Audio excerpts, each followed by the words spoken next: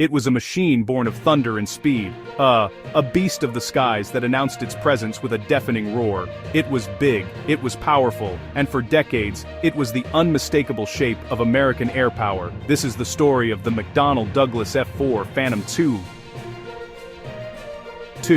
A fighter that defined an era. Its tale is written across the clouds, the jungles of Vietnam, the vast, empty expanses of the Cold War ocean. One of its final, most important chapters was written aboard the aircraft carrier USS Midway, whose aircraft bore the distinctive NF tailcode. This is where the last and most refined of the Navy's Phantoms, the F-4S, stood a long and lonely vigil. The Phantom was brute force, more muscle car than sports car, built for raw power and straight-line speed. It could carry a staggering amount of weapons, more than many bombers of the previous war. Flown by the Navy, the Air Force, the Marines, and Allied air arms, its iconic shape became a symbol of strength worldwide.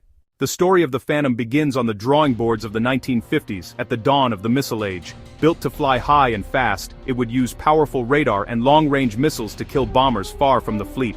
Planners believed missiles made guns obsolete, so the first Phantoms had no internal cannon.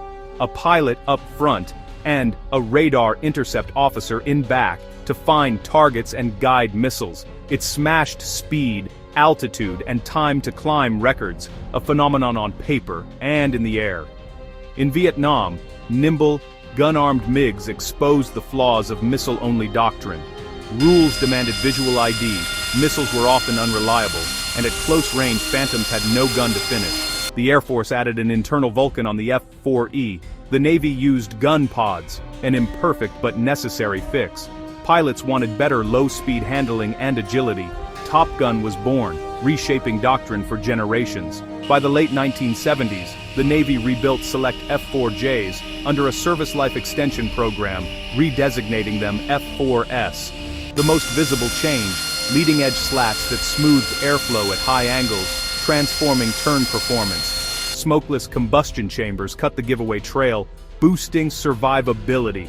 Strengthened structure, new wiring, modern solid-state avionics, and improved radar created a new jet in a proven frame. With slat agility and clean exhaust, the F-4S became a far more formidable fighter.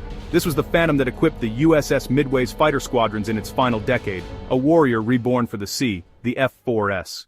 In the late 1970s, the Navy forward deployed a carrier battle group to Japan. The ship, USS Midway, commissioned at the end of World War II, Midway was heavily modernized and ready for frontline duty. Carrier Air Wing 5, CVW-5, wore the NF tailcode. Its fighters, VF-151, Vigilantes, and VF-161 Chargers, both flying the F-4S. Life in Yokosuka meant constant readiness, far from home.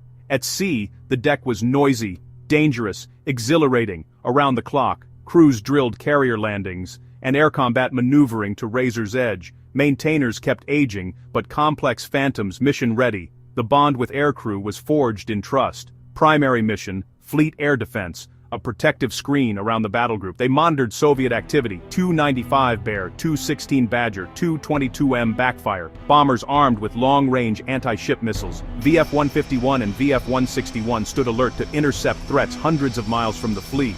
In CIC, radars scanned hundreds of miles. An unidentified contact triggered the launch chain.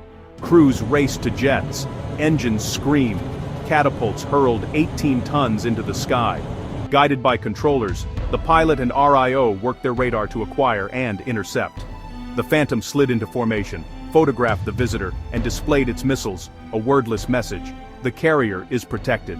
After a tense escort, the bomber turned home, and the Phantom returned to station. This high-stakes cat and mouse played out countless times across the Pacific. The F-4S was the Midway's sword and shield. Imagine a Tuesday in the Sea of Japan, a gray lid above, dark water below.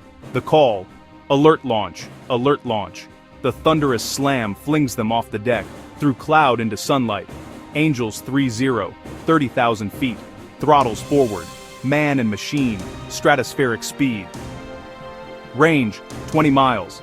The spec resolves, a Tu-95 Bear. The Phantom settles off the wing, cameras capture antennas and details. No hostility, just tension, a clear signal. This sea is watched. When the bear turns away, the Phantom follows briefly, then returns to Midway. Job done. By 1990, Tomcats and Hornets led the fleet, but Midway still carried trusted Phantoms. After Iraq invaded Kuwait, Midway was among the first on scene. As Desert Storm began, F-4S crews took on a new perilous role, suppressing enemy air defenses. They became Wild Weasels, armed with AGM-88 harms. They flew into SAM envelopes, baiting radars to light up. The RIO locked the signal, the pilot fired, then violent, high-G maneuvers and countermeasures to survive the return shot.